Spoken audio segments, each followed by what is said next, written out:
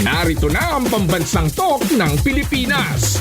G3 San Diego, Pat P. Daza, Alex Calleja, Corina Sanchez Roas, and special guest co-host, Gina Crab. Yes! Powerful! China crab, ang mga crab po ay mula po sa farmer's market. Sa Dalampasigan. Sa Dalampasigan. Oh, interesting topic tayo ngayon on bullying. Pag nabully ang anak nyo sa school, anong ginagawa ninyo? Ikaw, Corina, anong ginagawa mo? Ang ginagawa ko, Oo. una, hindi nila kaya si Pilar. Ang persona ng anak ko. Ayan, mabuti na lang ang masawa na. Manang-mana. Tapos si Pepe, siya yung bully. Loko lang. Loko lang, oo. Ito, bagong-bago sa akin to ay Roblox daw, Roblox, pinag-uusapan. Dahil dapat daw iban. Alam mo kung bakit? Kasi nga bad influence daw to sa mga kabataan. Ay, nako. BI!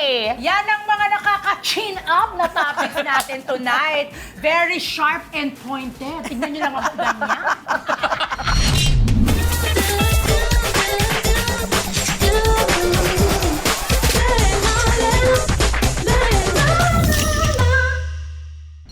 Ano ang ganap? What's the G? Ano mga ganap What's ninyo? the What's G? the ganap? Okay, G. Oh, ikaw, G. Oh, me, I have a very interesting ganap this week. Oh. Lagi naman. Oo, kasi Nakita ko nga sa post mo. really, okay. Sino na naman yun? Hindi. Guess natin? Ay. Joke lang. Joke Moving lang. na. I belong to a group of girls that have dinner once a month. We've been doing, ang tawag namin sa sarili namin, Lolas. Through the 26 years, never kami nag-ulit ng restaurant. So, ibig sabihin, parating may new restaurant. Ay, So, galing naman. Yes. Dapat i-share mo yung restaurant Hashtag guide. Lola's Monthly Dinner. Ganda naman ganap. Lolas. Okay, ako naman, G3. Kung ikaw puro kainan, ako naman kami na nag-produce ng Summer Blast Oh, wow. dyan sa Philippine Arena at saka sa stadium. Yun lang naman. Powerful. Powerful! Kaya maraming salamat po sa arena at saka stadium kasi ang Bright Light ang nag-produce. Hindi mo kami binigyan Kaya ng nga, di pa ako Oo. nakapunta dyan sa arena. Oh, sige, next time. Next year. Anyway. Tapos na eh.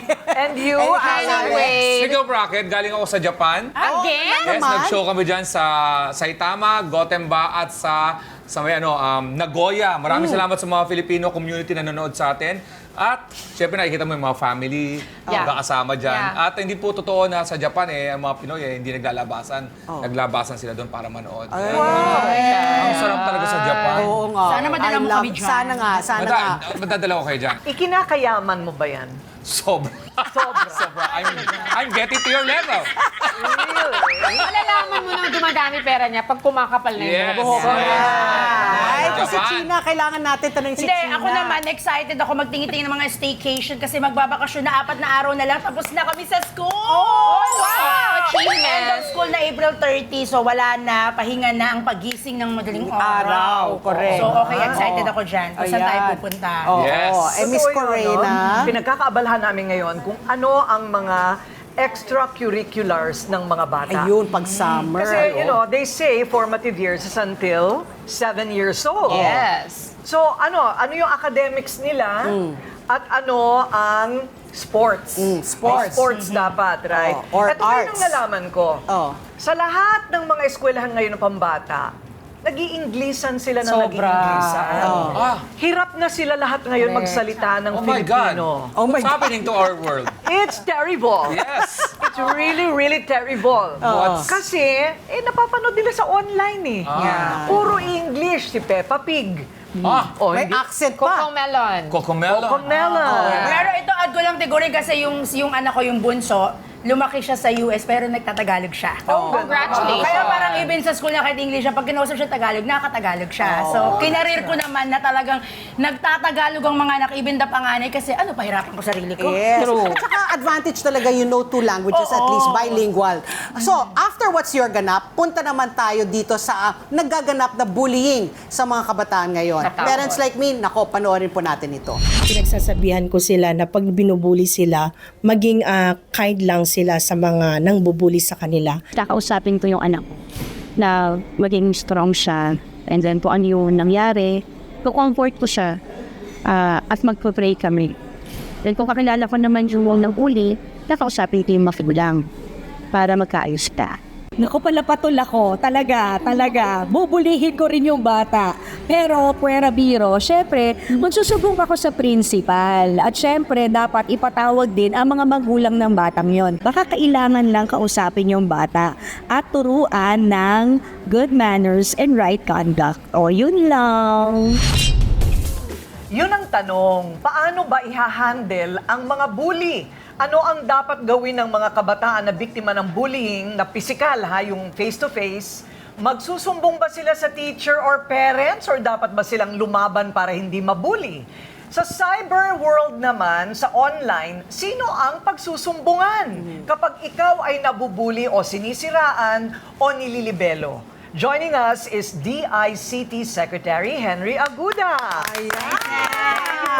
Over. Good evening, Sec. Ayun, okay. So, unahin natin sa Cyber. Hindi cyber, yung physical. Physical, oo. Kung ikaw, mabuli ang anak mo, Ay. sir, yung sa talaga, yung sa Sa school. playground. So depende sa lugar, no? Usually sa school, nandiyan naman yung teacher, Guidance. counselor, guidance counselor. If it's outside the school, nandiyan naman yung barangay. Siguro yung extreme case, sa ano na yan, sa pulis. Oo. Pero marami ngayon na nagsusu, cyber libel. May nakausap ako, correct me if I'm wrong, cyber libel becomes cyber libel pag may ginagamit na computer. Tama. Anong gagawin niya para magsumbong? Or kung kunwari, tumanggap daw ako ng 10 million pesos. Oh my Maleta! God! Maleta! Para sa isang interview. Sa isang interview. Oo, Sige, oo, kanino okay. ako pwede lumapit? Yan. Oo. So, sa amin, meron kaming action center. Tawag niya 1326 at dict.gov.ph. So, kung electronic siya, let's say sa social media, i-screen cap nyo lang. Or, better yet, Screen give us record. the URL, tapos i-attach nyo sa email nyo. Yeah. Ang kagandahan niyan, yung team namin sa DICT, gumamit na ng AI. Kaya kahit na ilan ang pumasok niyan sa 1326 na email na yan, within the day, nasasagot yan. At ifo-forward niya kung halimbawa DOJ matter siya o kaya PNP matter or CICC, i-slot na yon. Tapos, itra-track namin yon. Sino magte-take down, no? So, yung takedown process naman, let's say may isang website na ginamit yung dinipfake kayo, Oo, halimbawa. yeah. Tapos, hindi lang libel yon, talagang identity theft pa. Yes. CICC, which is an attached agency of the ICT, can immediately execute a blocking order. Blocking meaning tatanggalin yan. Oo, Diba? oo. Kapag ka naman nasa likod ng platform, nasa Facebook o kaya nasa YouTube, Yeah. nagpapadala kami ng official request to Facebook and YouTube. Dati sabi nila matagal. Matagal. Yeah. Taon. Mahirap daw kausap ang Meta. Yeah. Dito tumatagal yan. Tumatagal yan kasi it's a balance between freedom of expression and yung nakakasakit na content. Doon minsan tumatagal. Baga yung gray area ang medyo tumatagal. Pero pagka-apparent na, let's say, image ko, ginamit ka agad. Ayan, ano Ay, lang, identity kahapon theft. lang. Oh. Na-experience ko yan, may gumamit, dinipfake, pinadala namin. Eh, syempre, ako na nagsabi, hindi ako yan. Oo. Taken down in a few Wow. minutes. Oh. Just the post or the entire site? The post, the content, post. the content, Ah, the okay. content. Basta sa likod siya ng ng platform. What if it's bashing? Anong pwede kong gawin kung ako, for example, nabash ako? Yan, dapat magfa-file ka na ng kaso. Kaso? Kasi it becomes a personal complaint. Attack. Kasi But ikaw yung makakaramdaman can I tap kung the inabash ka. help of the agency? Oo naman, Ah, oo. okay. Baga So mangyayari bakit sa CICC, marami we'll pa rin advise troll you. farm, Sec? Kasi it's a matter of economics kumikita sila So ang kalakaran ng social media is engagement. Correct. The more engagement you have, More chances of winning. the more chances of you getting paid by the platform. And is it true that negative engagement is higher than By positive? 6 times. Wow. So, good news travels slower than bad news. Oh. And bad news, pag controversial siya, can become more viral 6 times more. That's Faster. insane. Na-mention nyo kanina, may pinadown kayo. Doon na kayo nag-stop, ano mo yun, no? Choice mo yun, no? Kung satisfied ka na doon. Pero pwede ka mag-ano ng case. Pwede. Magdemanda. Demanda. Oo, pwede. Sino lang napitan? Pero kaya lang, yung hirap na paghanap sa isang anonymous, that's another story. No? Siyempre, kailangan malaman mo kung sino yung huhuli ng Padala. police. Oo. Ang difficulty with social media platform is pag anonymize siya, trolls normally are anonymized. Oo. Hindi mo alam ngayon kung sino Sinong kakausawan. kakasuhan mo. Kaya doon sa ibang bansa, hino-hold nilang accountable yung platform. Yung sinasabi ni Patpi kasi kanina about trolls, yung troll kasi madali namang makita na fake. Oo. Tama. So walang I mean, picture. so why give them the platform, Platform. if they are Fake. So bakit hindi magawa ng paraan yun? Nobody has put it forward to the Supreme Court of the Universe. Ano bang gagawin? Hindi sila nandito sa Pinas, yun ang problema eh. Yeah. They talaga? operate outside of our jurisdiction. Pero ito naman ang sabi ng social media platform. Basta maglagay na kayo ng batas sa Pilipinas na bawal yung mga ganyang klase, susunod daw sila. Meron na ba tayong Wala batas? ba? Wala. May mga pending bills na Oo. sa Pending Senate and lang. Congress. Oo. And siguro hindi matatapos itong taon na lalabas na sila ng law on But that. we have a cyberbullying law. We do. We do. Oh, ayan. Like, Pero ayun nga ang question eh. For example, yung sinabi ni Sec, may isang siyang pinadown. Oo. Eh di pa kulitan tayo. Oo. Down mo, mag-a-upload ako ng bago. Down. Eh, kasi nga hindi mo Yeah. napuputol yung ugat eh. Doon ako frustrated. Kasi ang dahil oras na mga yan eh. Papadown mo isa, may lalabas na 8, down ka lang ng down. Gusto ko talaga malaman kung sino yun. Yung mga ganyan, hindi nyo rin ba yan nakuhuli? Na-address yan. Oo. So kapag intellectual property infringement, ginamit yung logo ng show nyo, halimbawa, Oo. tapos hindi naman kayo yan, nati-take down nila yan. In fact, hindi na kami kailangan magsabi sa kanila. Maraming ginagawa si Meta and the other social media network, very protective sila sa intellectual property. Kung halimbawa yung language, let's say sinabi na, dito sa area na to tataas ang gasolina by 600+%. Yun, parang economic disruption yun. Yeah. Tinitake down naman nila. Ang problema lang, sa dami talaga. Yeah. May statistics sila na pinakita sa akin na 98% nalilinis nila proactively. Yung nakikita natin ngayon, mga 2%, 2% pa na lang yun. Oo. Pero ang dami pa rin. Ang dami pa rin, Ang dami oo. pa Yeah, rin. but I think the prevailing Ang dami problem pa rin. in terms of bullying is hindi lang sa school limited ang bullying.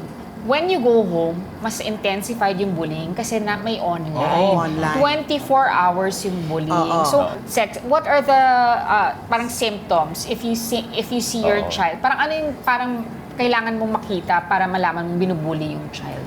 Bigla lang nagbabago yung behavior. Kung dati nakita niyo yung bata na naglalaro, biglang Masayahin. biglang Isolated. isolated na, ganyan, nabubuli na. Second, pagka ba nagiging sila, palaaway, minsan, combative, minsan kasi sasabihin ng mga magulang, sutil ka lang. Pero baka may nangyayari dun sa Kawawa naman. So, kailangan hindi kausapin. nakakatulong.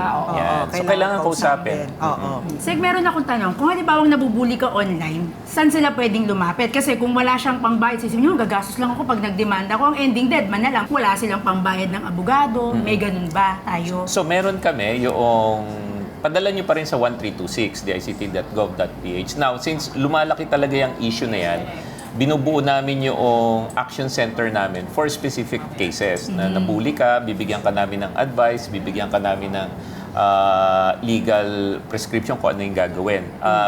Siguro hintayin nyo ng mga May. Physically, dapat buuin niya. Kasi dapat magpadala kami ng mga tao na eksperto sa mga ganyan.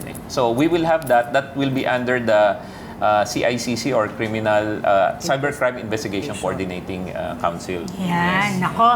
Eto na nga, maliwanag ang sinasabi ng batas sa mga offenders ng bullying. Kaya dapat as a parent ay maging aware tayo sa mga signs kung nabubuli na ba yung mga anak natin, di ba? Let's protect our kids and no to bullying. Controversial ang issue ng bullying ngayon, lalo na ang cyberbullying. Naku, malapit sa puso natin yan. That's next on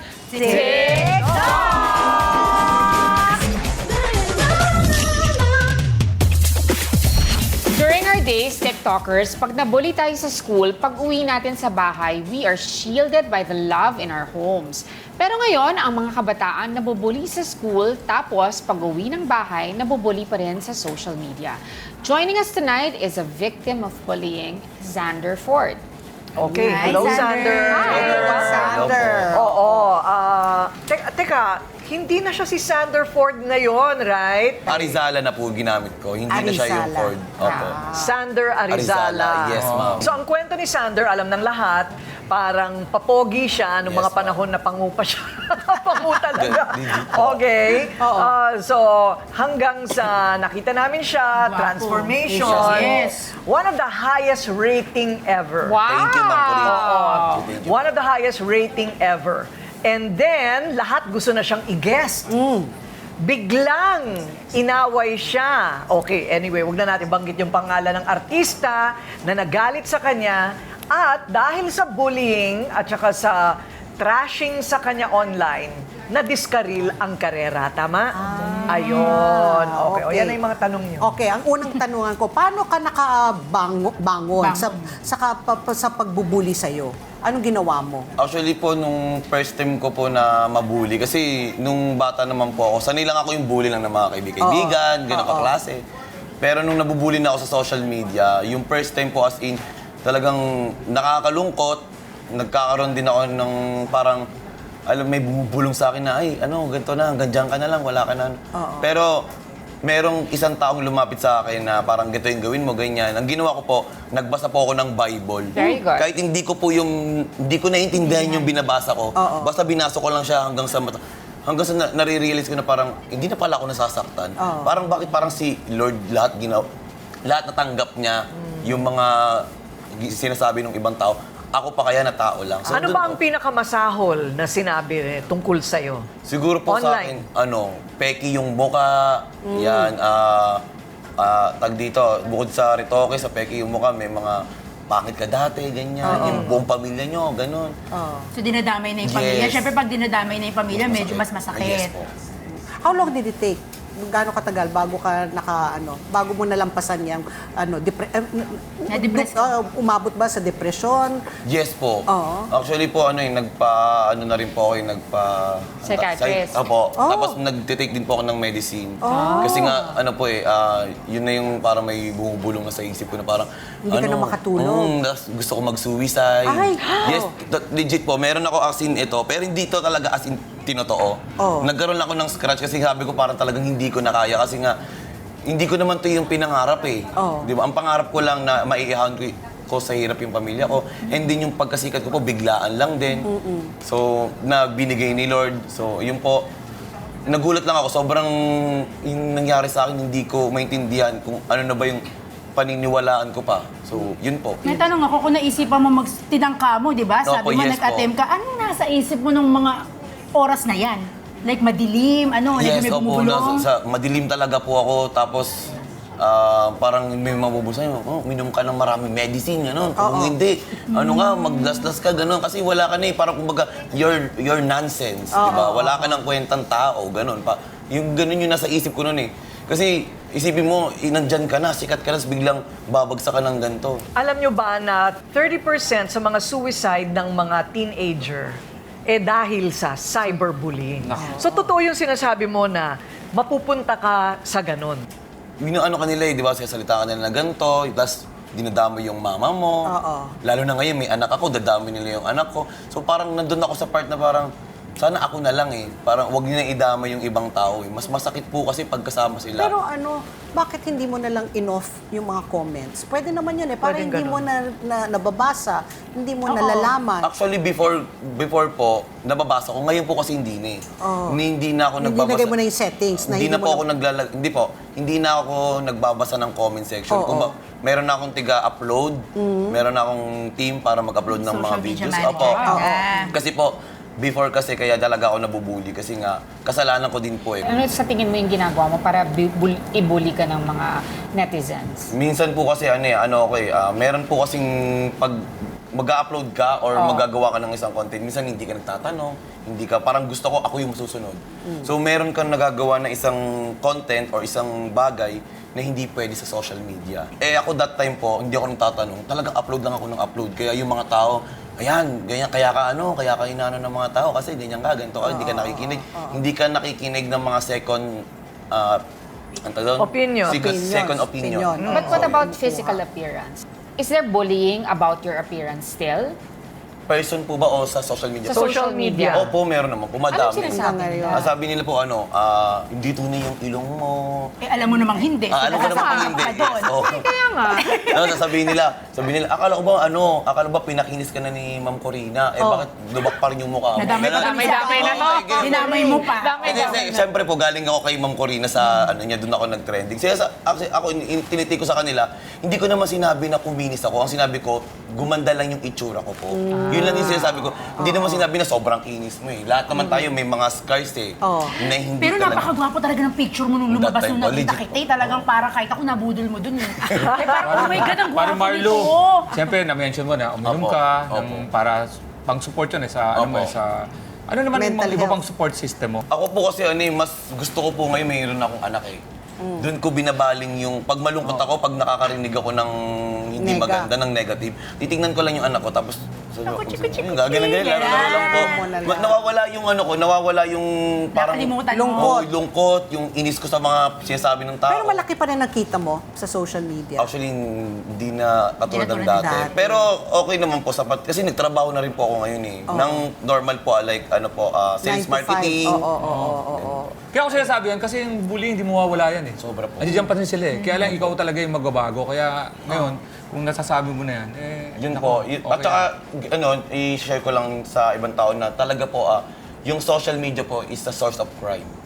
Kasi lahat dyan, nandyan ko naranasan na sa personal, sabi niya, pag nakita ka sa personal, babar. Oh, stop May mga ganun. Sorry po, may ganun po, sorry po. Pero legit po yan.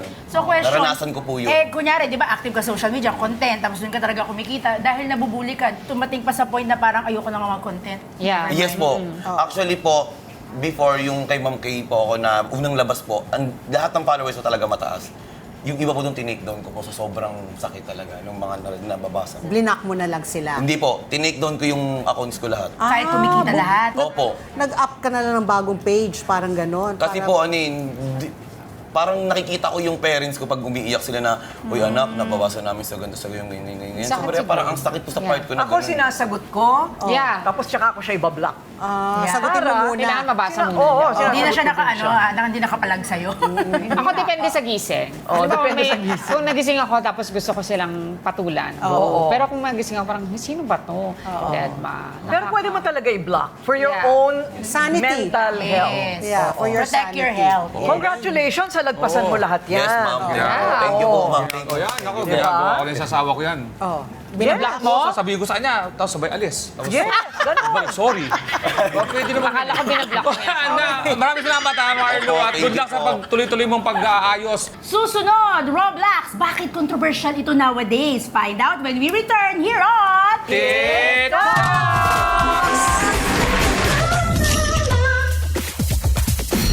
Very controversial ang games app na Roblox ngayon. May mga gustong iba nito. Bakit kaya? Let's find out. Marami ba kayong kilalang mahilig maglaro ng Roblox? Lalo na po yung mga bata. Nanganib yung maban sa Pilipinas dahil sa umunoy panganib sa mga kabataan. Sa post ni DICT Secretary Henry Aguda, may mga ulat daw na ginagamit ng Roblox ng mga sexual predators para makapangbiktima ng mga Pilipinong minor de edad. Iniimbestigahan raw yan ng ahensya. Nagpadala ng formal na abiso ang ating gobyerno sa creators ng nasabing laro.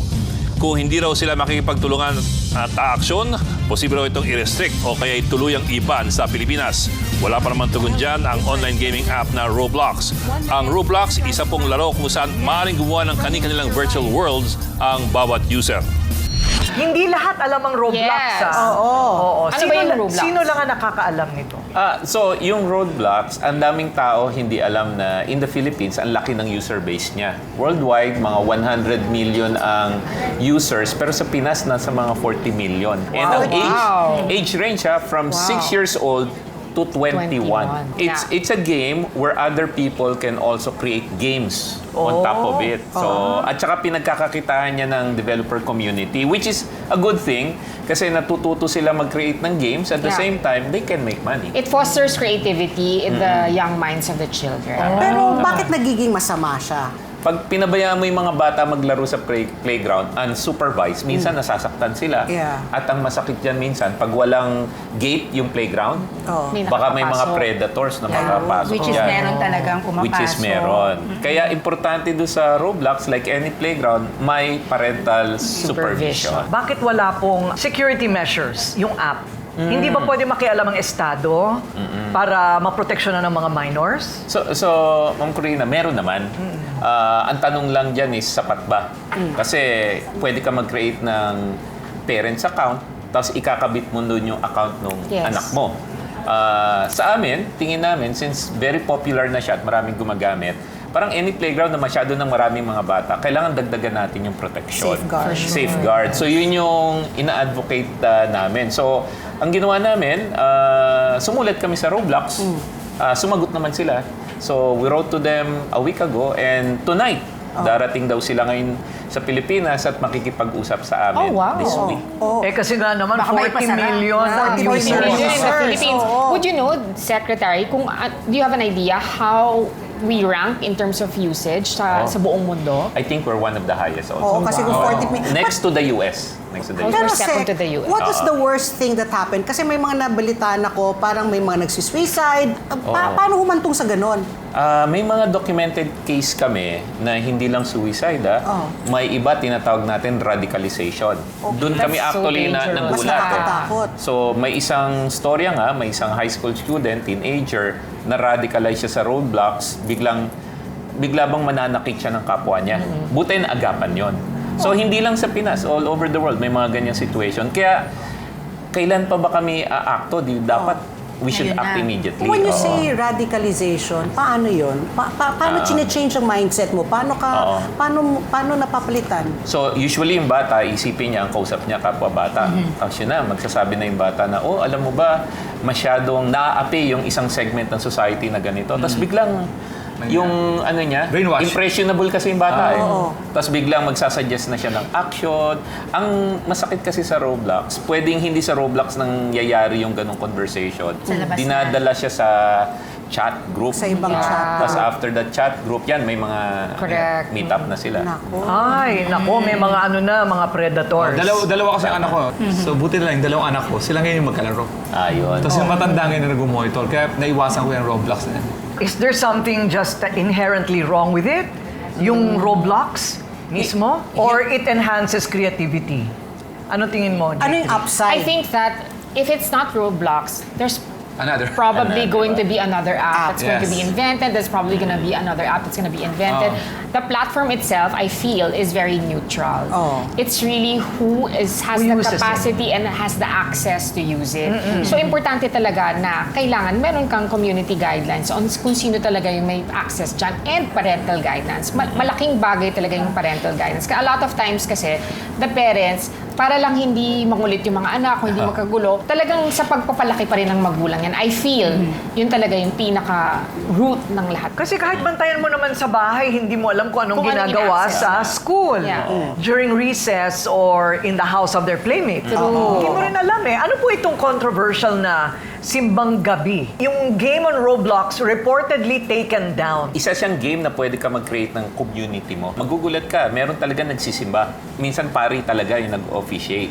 Yung iba, ina-exploit yan. Pero may mga legit na mga uses naman. Namo-monetize ba yan? That's why people get into it. And is it big money? Usually magulang ang gumagastos. Kasi may binibili sila Magulang, ng mga tama. coins monetary kung meron kang binibit. Tama. Pero ako, kasi anak ko user, hindi ako naglalagay ng payment information ko para bumili. And ang good thing dun sa anak ko is, pag maglalaro siya, Mami, can I play Roblox? Magsabi kong no, di siya maglalaro. Tapos, Mami, can I play Roblox? Tapos, okay naman yung grade, maganda ang chika ng teacher. Sige, go, 30 minutes lang. Alam niya. Sometimes, pag tapos na siya, ibababa na niya yung iPad, bibigay na niya sa akin. So, nasa control pa rin talaga yung parents. Ako para sa akin, wag na lang simulan. Kasi it can be addictive. It can be hypnotic. Di ba? Aside from the dangers. Yun ang nakakatakot yung sinabi ni Sec na radicalization. Di ba, mami, nagpapalaki ka na pala ng terorista sa bahay mo, hindi mo alam. Di ba yung mindset na iibahin mo na mali yung ganito, tapos mamaya magsi-suicide bomber. Di ba? I mean, it's extreme. But it is not not possible. It is still probable. Everything really boils down to parenting. Oo. Kasi Totoo yan. kung di man Roblox yan, marami pang lalabas siya. Kaya Correct. dapat tayong maging mapanuri sa paggamit ng social media at mas lalong dapat ay under parental supervision ang paggamit ito. Dahil maaari ito ikapahamak ng ating mga anak. Up next, how to safeguard our kids' usage of the SOCMED. Next na yan dito sa...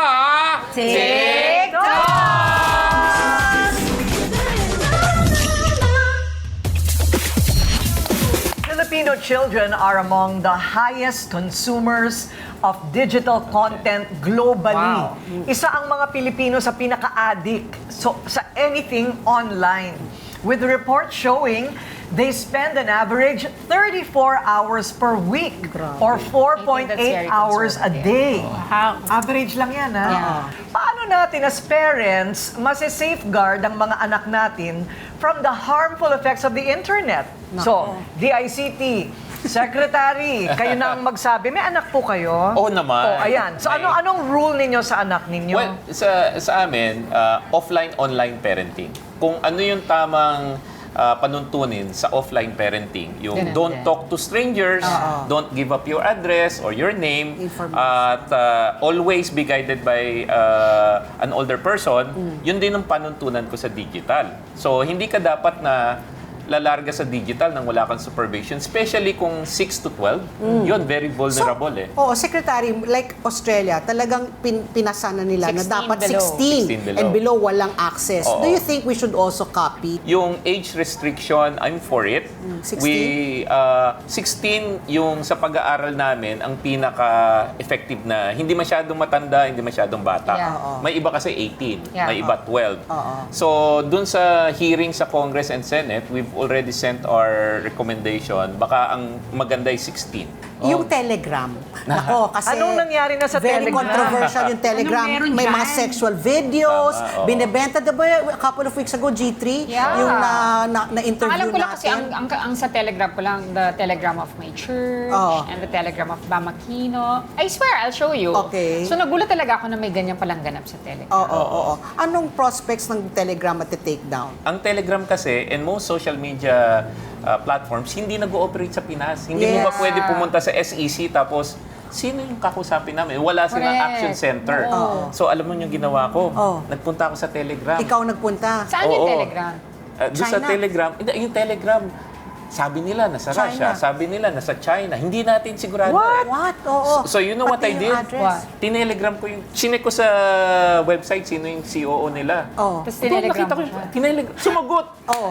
In fairness to him, I introduced myself. Hi, I'm Henry Aguda. I'm working for the government of the Philippines. Yeah. Ito yung mga issue. Within 5 minutes, sumagot siya. Sir, Baka Are AI you sure yan. that's not AI? That's him. So, nag-ano kami nag-video call kami immediately the next day. nakita pa Sa, niya. sa amin naman, basta nakikikollaborate sa amin yung platform Yeah. and they showed us na binigyan kami ng hotline, binigyan kami ng action line na diretso sa kanila, may pag-asa. May pag-asa. So ngayon medyo humupa yung issue sa Telegram. Binabantay namin. Yeah. Hindi, pakipaliwanag, very short. Bakit naging controversial ang Telegram? Kasi sa Telegram, like unlike other apps, pwede ka mag-attach ng malalaking Files. files. Oo. Yeah. At saka Oo. ano yung quality daw nun? High definition High talaga. def. Oo. So doon na pumapasa-pasa. Ang useful use ng Telegram sa ating mga sa showbiz, magpapadala ka ng sample ng, di ba? Itong natin, TV show natin. Body One. Body Oo. One. Body Sa Two. Telegram mapapadala mo. Sa iba hindi. Masyado sa malaki. So that's why they're able to post pornographic Tama. material and you can't take it down, di ba? We cannot take it down pagka nasa likod siya ng platform. Kasi dapat Yung sa platform ang, Oo. ang nagbabantay. Pero may agreement na kami ngayon, if it's a content-based violation, Oo. sabihan namin sila, then they will take it down. What are the violations? Kailangan kayo pa magsabi, wala silang self-monitoring. Meron. Oo. Unfortunately, malaki talaga yung user base ng Telegram at iba-iba yung panuntunan ng iba-ibang bansa. Bansa. Kasi Sek, ito yung katanungan ko. Sa YouTube kung gumamit ka ng music, Oo. alam nila right away Copyright yun. Copyright. Tinitake down. Bakit ang Telegram, kunyari, if you use porn? bad words Oo, sa or the use of bad words or music, di ba, na may copyright issues. Why can't they do it on their own. Kasi ang Telegram was designed as a chat. Hindi siya content moderator. Okay. Yung problema kasi ayaw ni Telegram na sabihin na minomonitor yung usapan nyo. Di ba? Mahirap Privacy yun. Hindi mo settings nagagamitin yung chat. Privacy. That's the problem. Oh. Kaya anonymize ngayon yung content. Unlike YouTube, alam mo na, yung content na yan, makikita lahat ng mga tao, kailangan i-filter muna nila. That's the predicament nila. At may chika ko sa inyo. Anong chika mo? Sikat ang Telegram sa mga illicit affair. Yun na nga. Kasi ang dami Private niyang mga settings. mga setting para maging Private. ma-hide, private yung message. Alam and na, di ba? alam niya. Sabi nila. Sabi lang nila. And it's the most difficult to de-encrypt. Correct. Diba? Yeah. Yes, sabi nila. Tama. So, Yun pala yun. the Telegram, yan ang babantayan mo ngayon, roadblocks, ano pa yung mga binabantayan? Actually, lahat sila. gaming Recently, may platform. decision kay Meta and YouTube na Addictive. nakaka-addict sila. Addictive, yeah. Plus, meron silang penalty for yung online sexual exploitation case sa New Mexico. So, yung binabantayan namin. Ang sa amin naman, together with my attached agency, CICC, NTC, and the rest, full court press kami dyan. Basta sexual exploitation of children, non-negotiable Yes, sa amin. for sure, We talk to yes. them, and they comply. So far naman, they comply. So dapat nating limitahan ang ating screen time to maintain a balance between online activities and our offline life. Yung tinatawag nating real-world life where we interact with real people, real events, and activities that hone our social skills. Stay tuned lang kayo dito sa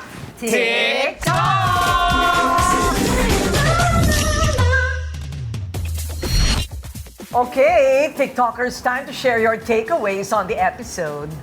Di ba lahat naman tayo naging biktima na niya? Yes. Yes. Naging biktima ka na rin ba? Hindi daw Bullying. kami. Cyberbullying?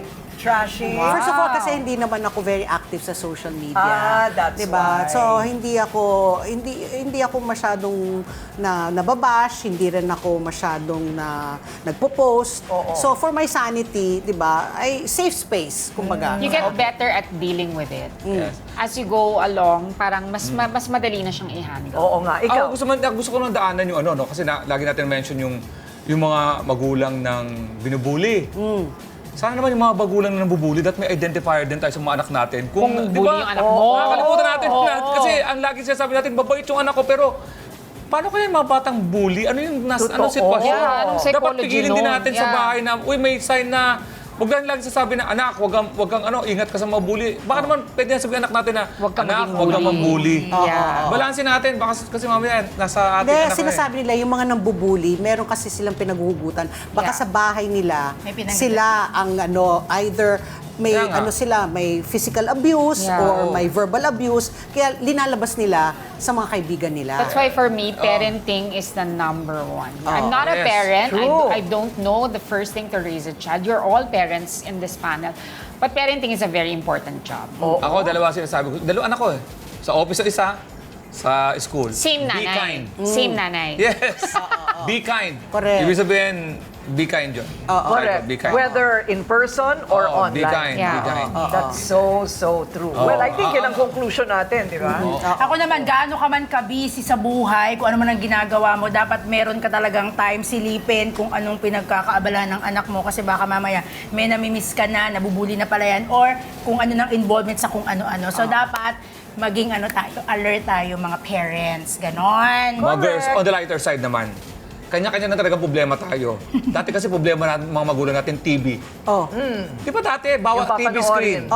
Ngayon, Sa damukan. problema naman natin ngayon, yung computer sa mga bata, yung internet. Yeah, social media. Generation by generation lang yan eh. Correct. Correct. And we have to adapt. O, kita nyo naman, dito sa TikToks, iniisip nyo pa lang amin ang pinag-uusapan. Pag-usapan ang dapat pag-usapan. Ang makabulang kwentuhan na may halong tawanan, pampatabayan ng utak. At ang trip nyo, sigurado, trip din namin yan. Kaya mag-message na sa aming mga social media pages ng mga suggested topics nyo. Magsama-sama tayo muli next week sa 1PH na sabay ninyo mapapakinggan sa Radyo 5. Same time, same place, dito sa TV5. See you next episode, dito lang sa... TikTok!